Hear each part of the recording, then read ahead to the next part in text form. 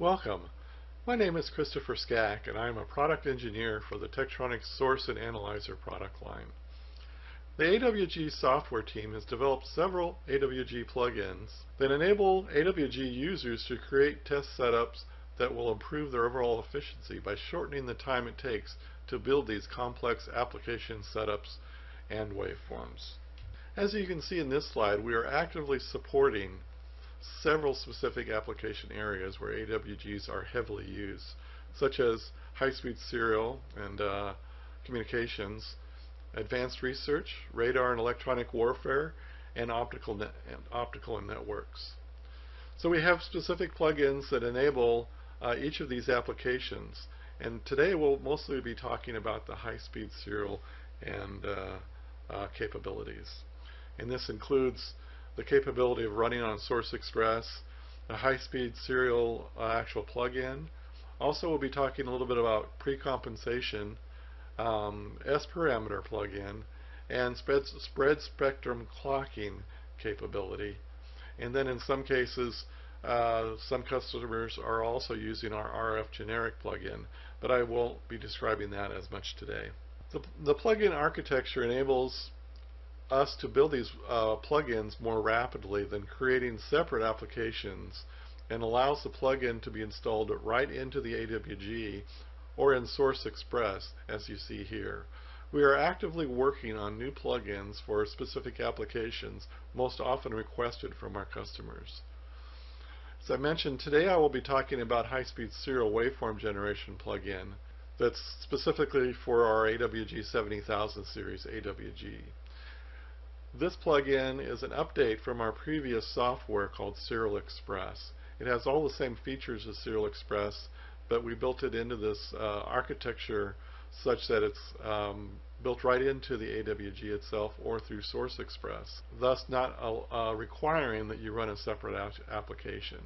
Serial Express has been a very popular tool for creating specific serial data waveforms and setups that enable serial data designers and engineers to do complex receiver testing on their high-speed serial products. This plugin takes all the features of Serial Express and packages it into an easy-to-use plugin that can run directly on the AWG or remotely using our Source Express PC software. This architecture removes the need to run separate application on your AWG or PC, thus improving compilation speed and ease of use. We have also streamlined the waveform generation process, so building complex compliance and margin test waveforms is an easy task and doesn't require the user to have intimate knowledge of the AWG hardware and how it works.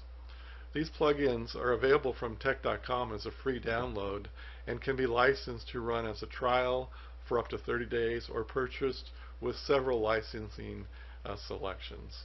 So let's get started with the demo. Okay, here we're showing Source Express, and in Source Express it's basically looking just like the AWG user interface looks. So we have basically the same headers as we see in our AWG. Everything else is identical. So the nice thing about Source Express is you don't have to learn something new. Basically it's exactly what you see on the AWG. The only difference will be is that you see over here under the generator list, with Source Express we can have virtual generator, so we don't actually have to be connected to an AWG. Or if you do have a connection to an AWG, you can have as many AWGs as you want connected, and then you can control individually each one that you want to work with. So that's the way it works in Source Express. So right now I'm just using a virtual generator. I've found these other generators that are actually connected through the Ethernet using this connectivity tool here. Just by putting in the IP address and then doing a search, it will find the instrument on the bus. To create a virtual instrument, you would go under connectivity and you would create a virtual AWG, and this allows you to create an AWG with all the options that either you have or you don't have, so that you can simulate the AWG that you have in your lab. So as you see here, I'm under the Waveform Plugin tab, and under this Plugin tab is where we'll be introducing generation tools. And so right now I've got the basic waveform generation tool being shown. What I want to do is go ahead and select high-speed serial. As you can see here, these are the 4 tools that are available, or plugins that are available for waveform creation. And so we'll talk about high-speed serial to begin with today. So the high-speed serial plugin, our new method of doing serial express. So this plugin allows you to create specific types of signals that are used in serial data applications such as USB 3.0. We support SATA, some HDMI signals. Other new types of high-speed serial are also available, such as PAM4 generation.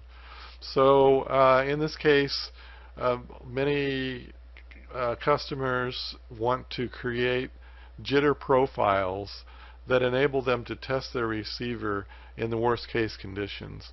So using an AWG to create specific test environments such that you have a certain amount of jitter, a certain amount of ISI, a certain amount of random noise, a certain amount of random jitter, and in some cases spread spectrum clocking is also required to be tested in these high-speed serial standards.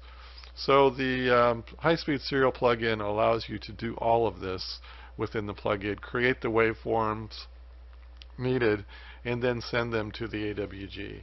So as you see here under the basic settings, under the pattern is where I'll start with. We have the capability of using PRBS type patterns. You can use a clock pattern if you just want to create a clock type signal. You can do all zeros, all ones. An idle state would be something that is required in the sense that you don't want an output during a certain portion of your waveform, so you can create idle states. And then, like I said, we do have PRBS. We can go all the way up to PRBS 31 since we have enough memory to do this. And you can also create a user-defined PRBS. Pattern would allow you to create specific patterns so that you can put in your 100 or use binary, hex, or symbol. If you use symbol type characteristics, then you can actually go in under your modulation and create encoding that would be 8B10B encoded for that type of signaling. So we give you all the capabilities in here. Let's just start with, I'm going to use a PRBS 15 to start with here. You specify the data rate that you want to run the serial data signal at, invert the bits. You can also specify the amplitude. This amplitude, in most cases, you'd want to keep at max unless you want to reduce your resolution. With the max amplitude, you'll be using the full 10 bits or 8 bits if you're using markers of waveform capability. So in most cases you don't really need to mess with the amplitude unless, like I said, you want to reduce it lower than required for this particular test. So this is under the basic settings. So once you've specified what type of waveform you want to do, also under here you can load a file. So if you have a specific lone bit type pattern or other types of patterns that are used in specific compliance testing, you can load that from a file and then use that as your basic pattern for your generation. So under the encoding modulation, in most cases it'll be an NRZ type waveform. It is possible if you want to do an NRZ minus I, or like I mentioned, you can also do PAM waveforms, and we support up to PAM 16 type PAM waveforms. Also, because of the AWG architecture, the PAM signals can be DC biased however you want, so that you can create anomalies that will may affect your receiver, so that you can test your receiver with your DC biases of your PAM4 signals at different levels. So this is also a nice feature that we've added to our plugin. If you need to do scrambling, we also give you the capability of doing scrambling. As you notice also, each time you turn on one of these features as part of the waveform creation, you'll notice that an LED comes up and shows you that that feature is on, so that when you're in any of the settings, you can see that, oh, I've got scrambling on. I may not want scrambling on, so at least it gives you an indication that that mode is enabled. You turn it off, and then of course you won't see that through the whole application. We also give you the capability of changing your step response. In some cases, some of the compliance standards require that you specify exactly what the step response to your rise time is going to be, either in 2080 condition or a 1090. So this gives you the capability of either doing it a first order type of shift or a linear shift. So first order would be more of a step condition, where the linear would be point to point for the samples. We also allow you to create duty cycle distortion as part of your waveform, and we let you specify that either in UI, or if you right click, you can change that to seconds. So this gives you the capability of, depending on how you want, and basically all of the inputs you can put in either UI or in time. We also give the capability of using the markers. For each channel, you have up to 2 markers on our AWG70000 series. So you can specify that maybe you want to use the marker as a trigger for a sampling scope or some other instrument. So you can specify that it's going to use the base pattern that you created as your marker, ones and zeros. Of course, you won't be adding any jitter to these base patterns, because markers are basically a logic state of 1 or a 0. You could also specify as just a clock, and you can specify the data rate of that clock as either a subrate of the actual data, or you can create your user-defined in frequency. You can specify it to where it's just high or low, so all the markers high all the time, or it's low all the time. And then you have the same capability for both of the markers that are available. If you turn off in the AWG setup, you can go in and under the channel, you can specify whether you're using 10 bits or 8+2.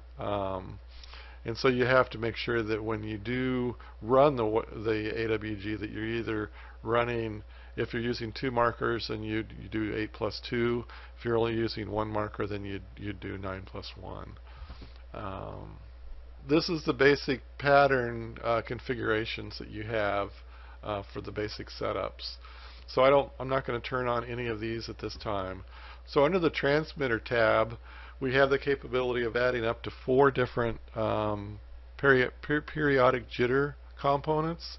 And again, you can specify these either in UI. In most cases, specifications are written in UI, or in some cases they are specified in seconds. So you can specify that either way. You do have a phase relationship that you can adjust, so that if you have for some reason need to change the phase of the waveform of that periodic jitter, you can do that. And like I said, we have up to 4 available. And then you specify the frequency of the actual jitter component here in the frequency tab.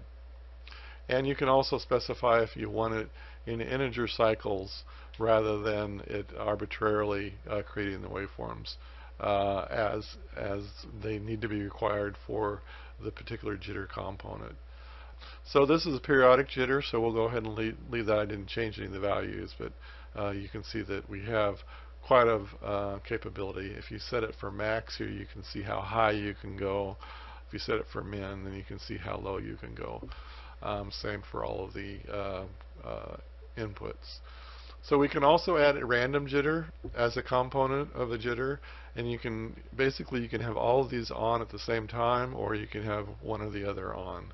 So here we have the capability of adding 3 components of RJ, and in some cases you can specify the on RJ1 you can specify the actual seed of the RJ component, and you can also specify a specific crest factor so that you can test it depending on where in the actual random noise crest factor location, so that you can test at specific crest factors rather than testing through the whole range of the random jitter. So this is useful in cases where you know there's an area of your device that may have issues at specific crest factors. You can specify that in the actual waveform creation. And like I said, you can have up to 3 different RJ components. We also have noise. Now RJ will be limited to the total J characteristic, or random jitter characteristic would be limited to the record length that you're using for the randomness of the actual content of the signal. So we do enable up to 16 gig of waveform memory that enables you to have fairly good crest factor on these waveforms, but in some cases you may not have enough random jitter for the specific application using an AWG because of memory restraints. The noise is in the same capability. Again, you can specify near or far end noise, and whether you want what the magnitude would be, and if you want a single tone or if you want full bandwidth. So this is also used in many types of compliance testing. We also provide the capability of doing pre-emphasis. So you can specify up to 5 taps of pre-emphasis. So if we turn this on, you put in a value, and then if you preview it, you can see where the actual pre-emphasis will be. And again, you can go up to 5 taps of this capability.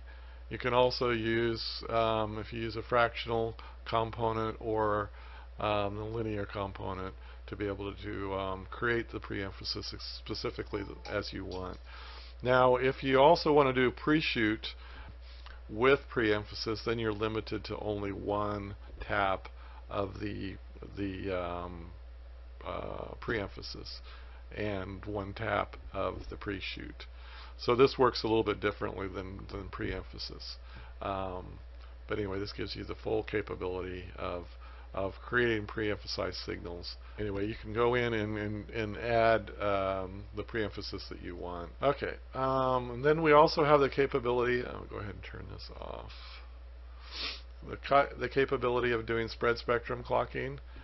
This is also required in many serial standards, so that you can use a triangular type or a sine type of shape, and you can do it up or down or unequal.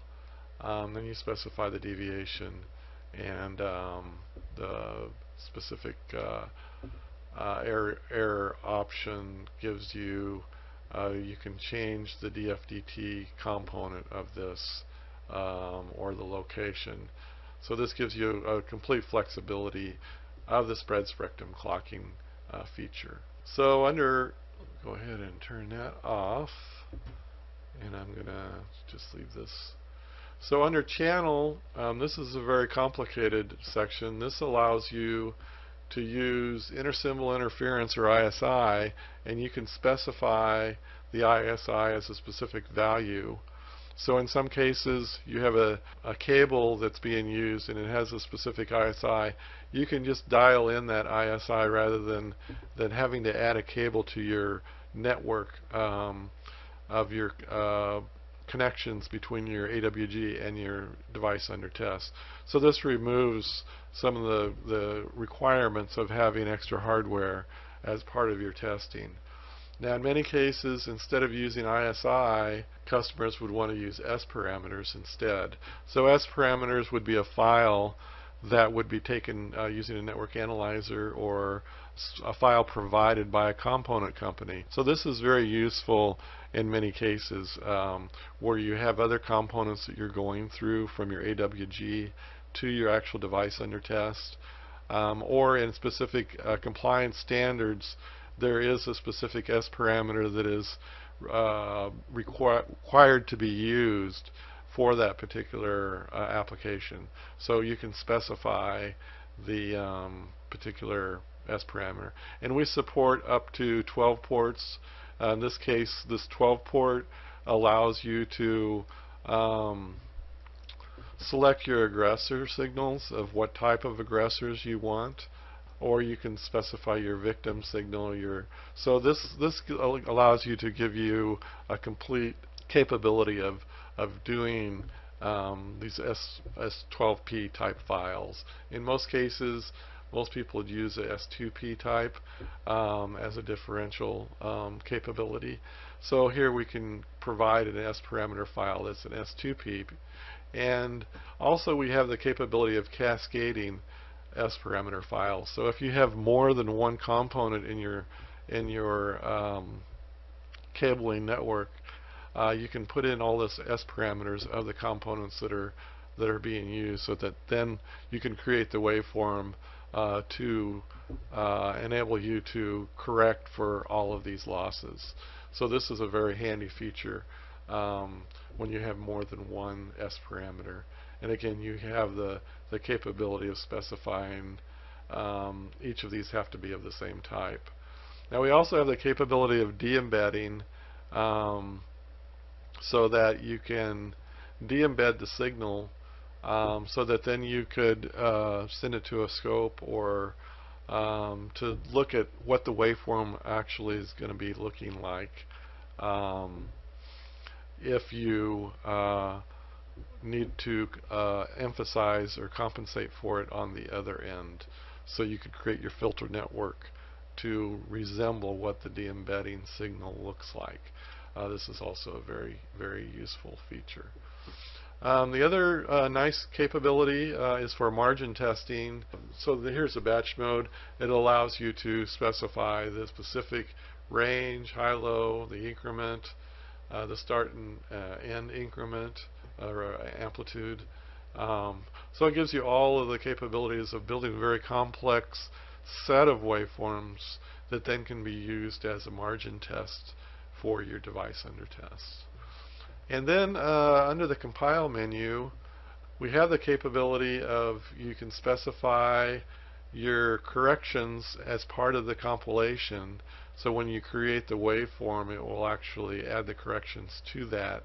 This would be using the pre-compensation utility that we have available to compensate for losses from the AWG output to your device under test.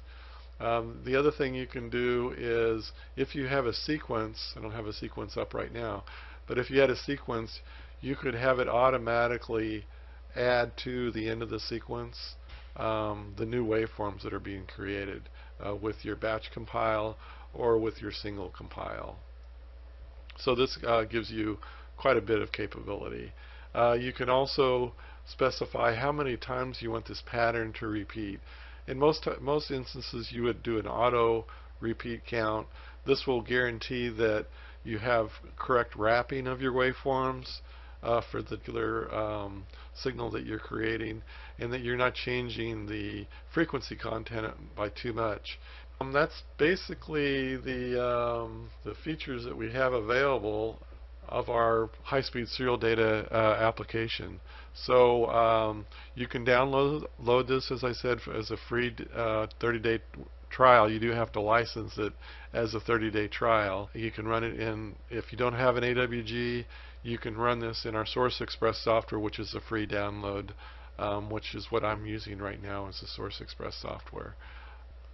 So I think that I've covered most of the applications here. Once you compile a waveform, you then basically load it on your either into a sequence, or will automatically load into the channel that you want to run it on, and then you're ready to just start playing the waveform and then doing your testing. In some cases, it's very handy under this compile menu to be able to add to an existing sequence. For instance, if you're trying to get a device into loopback, usually you have some state machine patterns that are part of that sequence that gets the device into loopback. And all you want to do is add waveforms to the end of that set of steps that gets the device into loopback. So that's what this would do. It would add to the existing sequence the new waveforms you're creating. That way you won't have to create a whole new sequence with the state machine patterns that are used to put the device into test mode. So this is a very handy feature that we've added for the plug-in modules that we have available. So hopefully you'll be able to play with this and very effectively build high-speed serial data waveforms for your testing. Thank you. Find out more at Vicom's website.